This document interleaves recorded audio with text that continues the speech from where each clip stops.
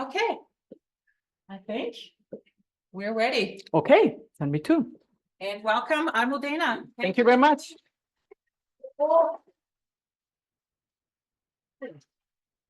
Well, thank you everybody online. It's actually my third meetup in Graz. I was yesterday speaking about Amfix, and I see some faces again, and I see some faces from the last one. Wow, thank you. Thank you for the invitation, and thank you for being here. To my person, for the couple of people who might not know me, for the ones who know me, I'll make it quick. You see the name and you hear my accent and you can associate it. Yes, I'm a Spaniard. I'm Basque, from Spanish parents. Grew up in Spain, went to high school in the United States, went to college in Germany. Yeah, and got stuck there. I come from the telco. I'm a software engineer.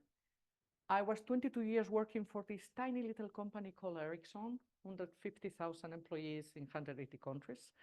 And I was many, many years writing software in some languages you've never heard of the name and you don't want to hear.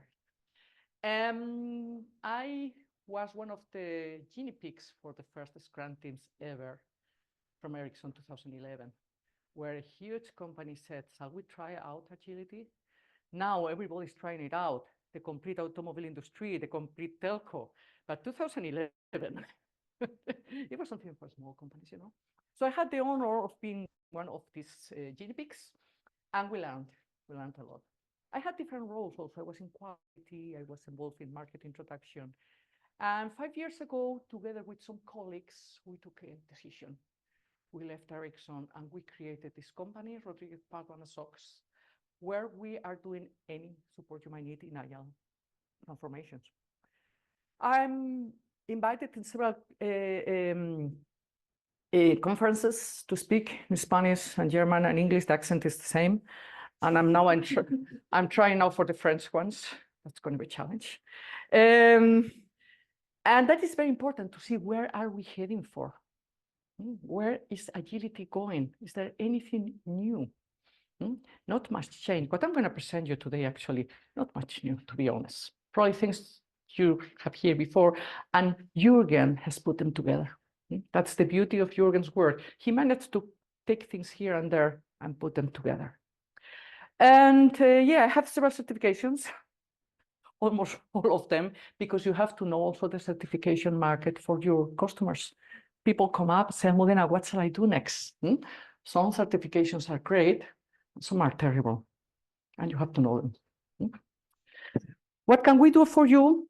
Almost everything in the world of agility, from talks, presentations. We do a lot of consulting. We are very active in Austria, actually. Tomorrow I'm traveling to Vienna, where my main customers are sitting, but we are also in Wales and in Kärnten.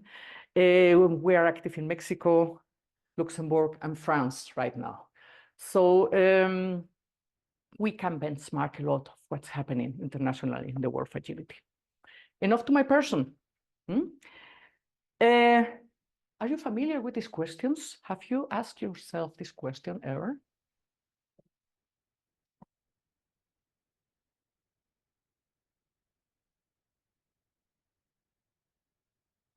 Whenever I present this slide, everybody says, what Jürgen Appello did many years ago, 2011, he was running workshops all over the world.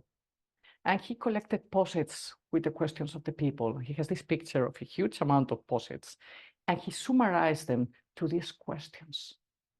Those are the questions everybody's asking worldwide in any company.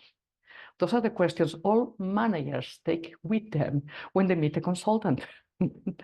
And that's the good news. We all have the same problem. The bad news is we don't have an answer.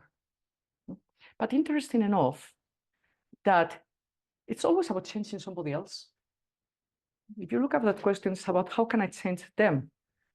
I had a manager, a very nice manager in Ericsson, who said once to me, how can I manage to make them be more, her body language was very effective.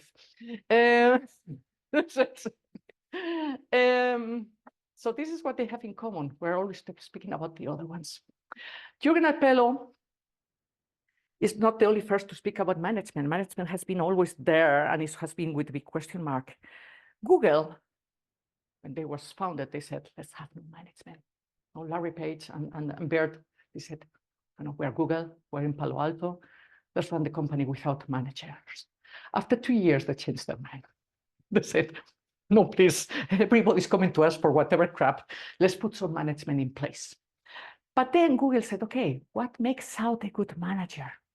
And they have something called the Project Oxygen. If you go to Google and you look Project Oxygen, you get the results of the investigation they did with big data, and they have data in Google. The only thing they have. What makes out a good manager? The results are no surprise. So far, nothing new. What I'm not going to give you today is theory of management models. There is enough out there. Leadership and management theories are enough, and that's not the point of making a new model, for God's sake. What is in Management 3.0 is the practical part. When managers come to me and say, Almudena, how could I motivate my people? Say, okay, I don't have an answer, but I have a couple of practices and games and tools which you can try out. And Almudena, how can it delegate? That is a huge thing. After 30 years telling you what to do, suddenly I empower you. How can I do this? Okay, try this out, try this out. So what we have in Management 3.0 is just practical things. Don't expect a Big Bang theory. Famous question, which we might answer later with a glass of beer or a glass of wine. The ones online maybe look at themselves in the mirror. But it's also a question which has been around 20 years. And most of the definitions are more or less right. I don't like any of them. But I won't go in detail here. It's also not my point today. I just as both words are coming up pretty mixed up. Management 1.0, Management 2.0, where does comes Management 3.0? A bit of a storytelling where the whole thing comes out, why Jürgen Appello called it Management 3.0. There was once upon a time, Management 1.0 was the traditional management from the last centuries. And it worked beautifully. That is, over many years, I mean, we sent a man to the moon with traditional management, and it came back. So, Taylor was an engineer. When we say Taylorismos, oh my God, nothing wrong about it. Taylor was an engineer. And what he said, let's take the complexity of the whole and subdivide it on the simplicity of the parts.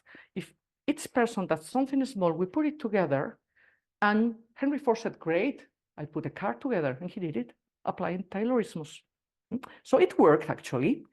It's about creating some frameworks where you have a clear top-down strategy. Somebody knows the whole and tells you what to do very clearly without any doubts. You speak about resources. You must move them as resources back and forth. I love it when we do resource allocation, distributing the people 30% here and 40% there. Say, call them people, so then you will see one leg cannot go to the right and one arm to the left. But as long as they're only resources, you can put them in an Excel sheet. That comes all from the good old times where everything was working perfectly. If you consider this picture, they put things together. Training on the job was 5 minutes for the rest of your life. And if somebody left, it's no problem. They just take anybody. Nobody wanted brains. We just wanted 2 hands. And it worked. Cars were being built. Even if we put digitalization on top, even if we put 5G connections, management did not change. There was no need for. Now, the industry developed. Also, our customers were captive. Henry Ford did not joke when he said this. You want the car, it's going to be black. And people said, yes, thank you. Because the customer was also captive. But at some point, Industry 2.0 moved on to Industry 4.0. And here we come in this.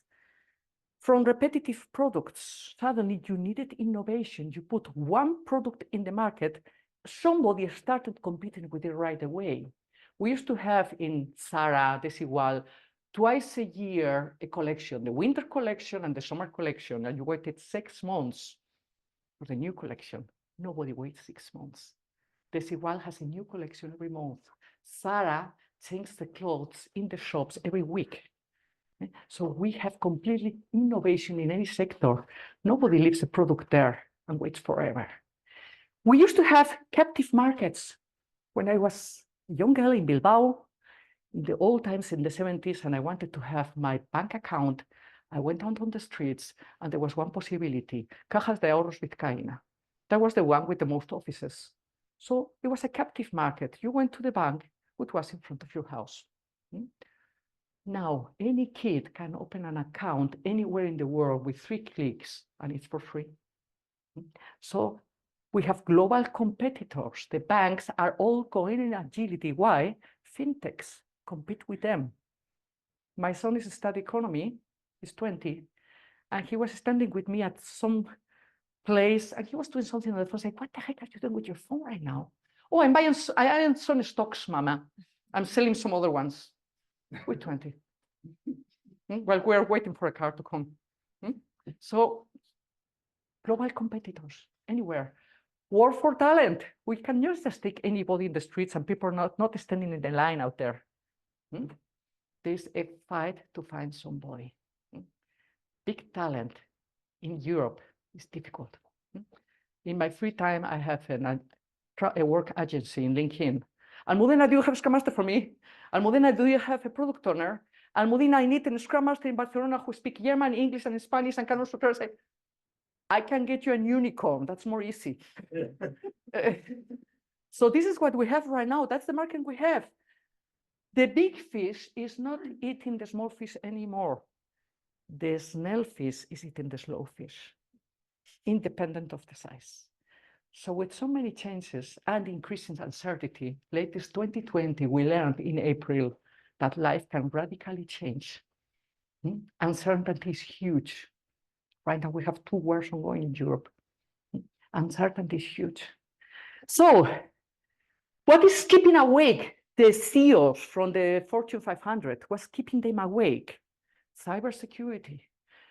When you were speaking with 2G, 3G, any hacker could have opened the door and listened to you. 4G, 5G products from telco are like Fort Knox is the most required. If somebody breaks in here and wants to take some assets, well, but if they break into your computer or your database, we have a problem. Have you heard from artificial intelligence? Probably 10 times today and 12 times yesterday. What do we do there? Everybody's confused. We know we have to do something. The CEOs know they have to do something. What? And why aren't cars without driver driving out there in Graz? Because they're finished already. Regulations. Why was Switzerland the first country to use 5G on the telecommunications? Because they are not in the European Union. The regulations did not allow it. And 5G was already working in Asia. So regulations are slower than the path of innovation. Those are the problems we're facing. Now try to solve them with management 1.0. It's not working. So this is probably one of the most beautiful disruptions. In the country of automobile industry in Germany, Tesla puts a factory and it's up the market. You see in Germany, I live in Germany, so many people driving Tesla. In the country from Mercedes, Porsche, Volkswagen, people are driving Tesla. This is a huge disruption. All the automobile industry is looking into agility with more success or less. So you might have innovation and you might have disruption. Innovation means you have a beautiful product, somebody comes and makes it better. And you might have disruption. You have a beautiful product, somebody comes into the market with something which makes this obsolete. Think of the CDs, the compact discs. Only 20 years alive, Spotify arrived. How many CDs did you buy in the last months? Not many. It was a huge disruption. So this is what we're facing. What brought us here cannot bring us further. Management 1.0 was not bad, was okay for the time being. Now things have so radically changed, it's not enough. We have to move on. Okay, now the solution arrived. Agility, with all the nice around. Not this beautiful poetry, these 4 sentences, and all the noise which agility brings with it, seem to have a solution. So we arrived to management 2.0, where we knew, okay, no, now we have people and not resources. And we're not managers, we are servant leaders, but we hold the horses. Like, yeah, a bit of agility here, a bit of agility there, but I still take the last decision, please. And here you come in really funny situations. I wish they were funny, yeah. I had a company in Sevilla, where, of course, an agile company has a how do you call it in English, kicker? Football table? Kicker is German, huh? Football machine. Let's call it a football machine. Wurzel machine. Okay, whatever we want to call this machine to play football. All companies which were agile had one, and they had one. This small company, like this one where we're here. They had one, and the lady from Human Resources was standing by it in the lunchtime. And at some point she said, venga chiquillo, que estás aquí todo el rato jugando, vete a trabajar, anda. I won't translate that. Miss, move your boat and go to work. You've been 10 minutes here already. This happened. Or a friend of mine, she said, Almudena, they've put a beautiful corner in our offices with colors and cushions and English slogans, even we are all Spaniards. Yeah, they've put it there to inspire us. I said, okay, and? Well, still, my manager doesn't talk to me. I said, well, how many are you? 9. How far from you is he sitting? Next door. No say. So you try to improve the atmosphere, put in some beautiful corners like in Spotify, you know? So, and of course, you go into some companies where you have everything covered with posits. That was before COVID. Now they have the mirror boards full of posits. They look the same. I say, wow, hey, it's probably agile. After 10 minutes, I say, no, it's not.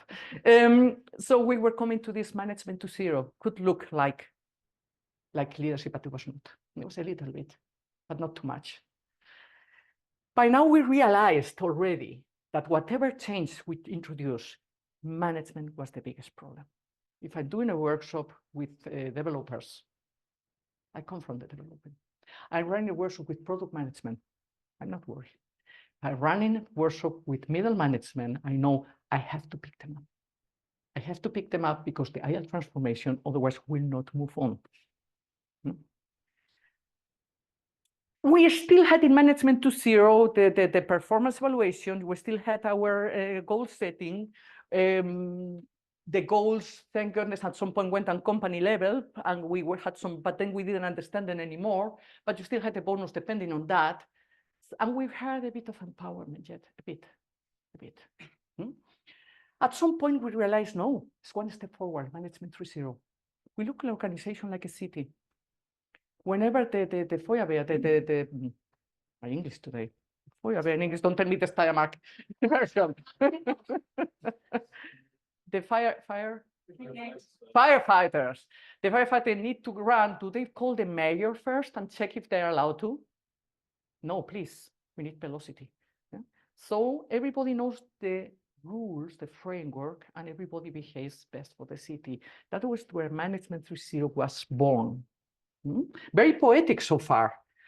Interesting is what Collins did in the 90s. Jim Collins looked into the market stock in the USA and took the 11 companies which were 7 times better than the average of the stock market. If you were over 15 years, 7 times better than the average, because 1 year you can be better, it was lucky. 15 years, 7 times better than the rest. And he took these 11 companies and looked into them. What makes these companies special? What's the difference? And one of the biggest factors was the leader. It was what he called the level 5 leader. It was always a CEO which has never been on the first page of the Time magazine. It was not Jack Welch. It was nobody in love with himself. The name was unknown in the publicum. It was somebody who put himself behind his team. It was what we call the servant leader. The organization first and me behind it. So then we realized the impact what leadership can have. And that's where Management 3.0 was born, because even we have leadership, we need management. I'm coming to that. So we are now human-centric. Fantastic. And Peter Drucker already said it, and it's nothing new. Management is the determinant factor. I have to pick up in any transformation the middle managers, and I have to take care of management. Careful here, we have a difference between manager and management. Management has to be done. The question is whether we do it with managers or not. And here we could have a huge discussion on how many managers do you need to have management. If you delegate some management activities in the employees, you might need less managers. But never ever the number of managers said something on the quality of a company. And I've seen companies with a lot of managers, I was running beautifully. And then companies with a couple of managers, really the average was little, but they were the most traditional ones and nothing moved on. So one manager can kill the flow. So number of managers says nothing. But management and manager has to be separated. And management can be done by managers or by employees. And here it's important that we secure people feel responsible to take over some management to help the managers. Okay? We could say, all right, if everybody start taking over management, what do the managers do? Don't worry, there's still work for everybody. The only thing left is to take hold of the system. Only thing left. Take care of the system. It is a huge thing to be done. And taking care of the system is things which maybe some employees don't like to do. Some software developers, they just enjoy doing their work and product, and taking care of something what would providers said, for God's sake, don't bother me with that. We need managers there. I will compare while the football players are playing, Barça against Real Madrid, Florentino Perez, the president of Real Madrid, is with his back to the game, selling the club to sponsors, handing some contracts. That is his job. Football playing, something the others can do without him. And handing the contracts of the sponsors, nothing the players want to do. So this management taking care of the system, that is what's left in Management 3.0, not commanding the people around. Putting a bit more poetic, Agile Leadership. Don't try to make the plant grow. That was Management 1.0. So you're going to grow 1 centimeter every day, or there's consequences. You take care, the system is there, the plants grow by themselves. People do their job. I've met probably 2,000 people in working environments, my own colleagues in Ericsson, and everybody I meet at meetups and working as a consultant. And I've met 2 lazy persons, which is pretty good average, 1 per 1,000. People want to work. Just they might need an environment for it. It's never the people the problem. And that is Management 3.0. That is what we expect from our leaders, that they take care of this part of the management. So they have to run the systems, support the company to achieve the purpose, whatever is needed to do that. Observing, watching. When we had the first Scrum teams, it was terrible. Everybody was confused. It was a big room like this, open office, and everybody was going nuts. Nobody knew what to do. And some emotions in the air. And our department manager, Thomas, came. He looked at us in front of everybody and he said, hey, what can I do for you? And it was one of the best management situation I've ever seen. He could see the nervosity. He said, this is not working, this is not working. In Stockholm, they want it from us, and this is not working, and we cannot work in Scrum. Scrum doesn't work. He said, okay, don't worry. And he started seeing how he could solve the problem of being a small Scrum island in a company with 150,000 people. It was a challenge. So Management 3.0, as I said, is not another framework. It's not another beautiful theory. It's just an approach to give you some practice, some advice build, some collection of games, tools, practices, to try things out. To say, Almudena, okay, we want to move on. it's on both sides. I had the situation once in Ericsson when I was telling the managers, you have to delegate, you have to empower the people. And the manager said, okay, went to the teams, say, which project do you want to work in, this one or this one? And the team said, no, no, no, you decide. Not that we take a decision wrong, more responsibility for the same money. No, thank you. So it has to be trained on both sides. That's not only the manager's fault. If over 30 years we've been telling the people what to do, and they say, now it is your decision, they are like, So we have to train it. We have tools, practices, and games for it. By the way, you can interrupt me anytime. I forgot to say that at the beginning, but I hope it was obvious.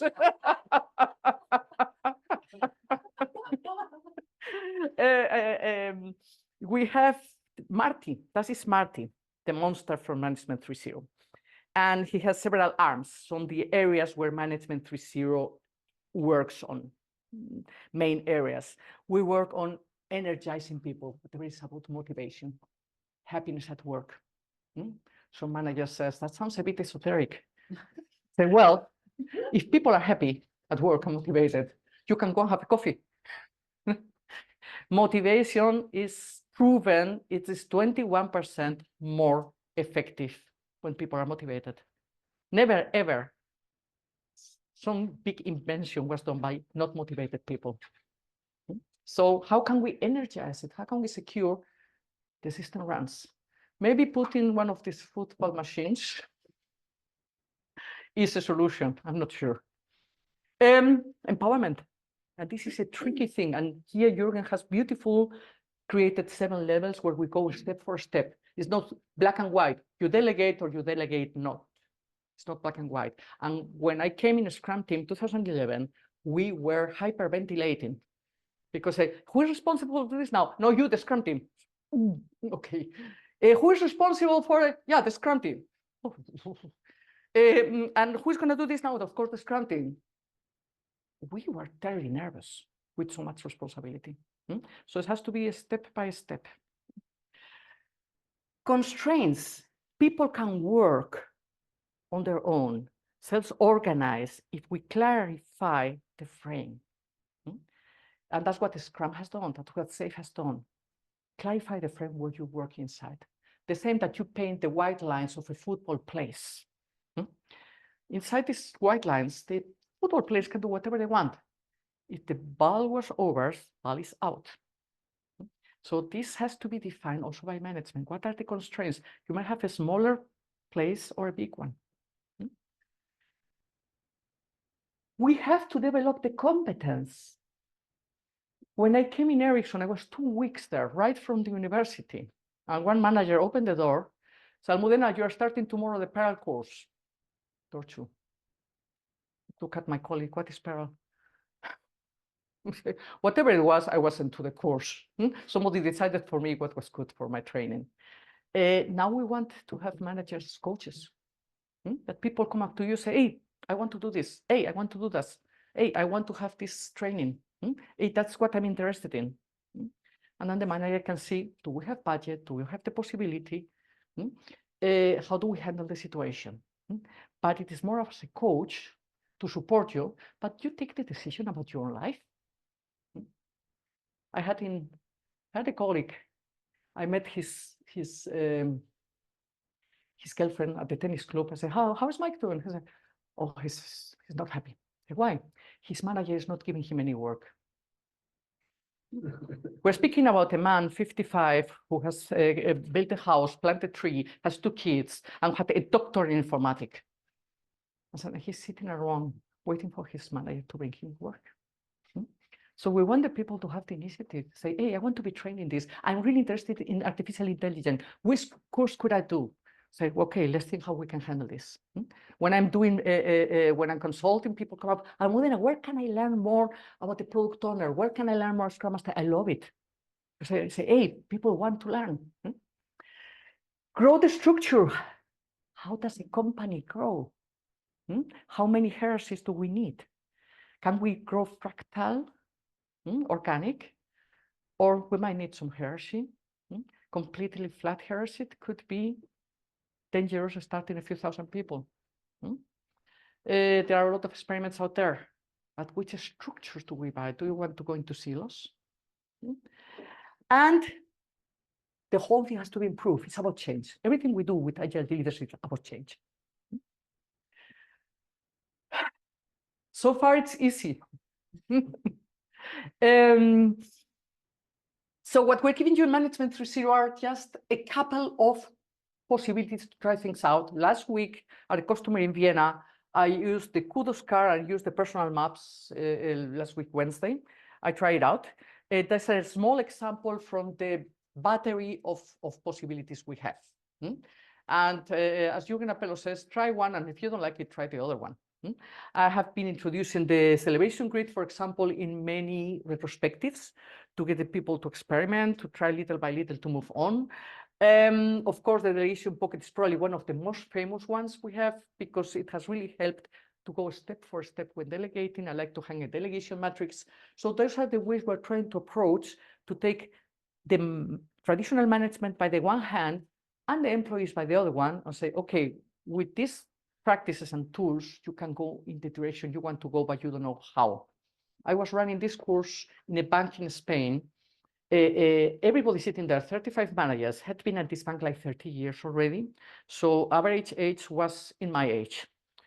And they were looking at me. The more I presented Management 3.0, was just smoke coming out of the head. Say, Almudena, when I was hired 30 years ago, I was told to control the people, to set KPIs, to secure they were working, to say exactly the contrary from what you are telling me.